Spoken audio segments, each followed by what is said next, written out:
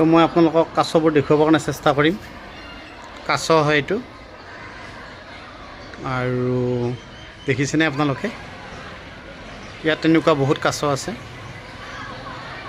আৰু বহুত বয়সীয়াল কাছ আছে। দেখি আপোনালোকে সঁচাই ভাল লাগিব। ইয়াত আহিব আপোনালোকে, আহি ইয়াৰে সৌন্দৰ্য উপভোগ কৰক। মই বাৰে বাৰে কৈছোঁ, আপোনালোকৰ মনটো শান্তি পৰি যাব।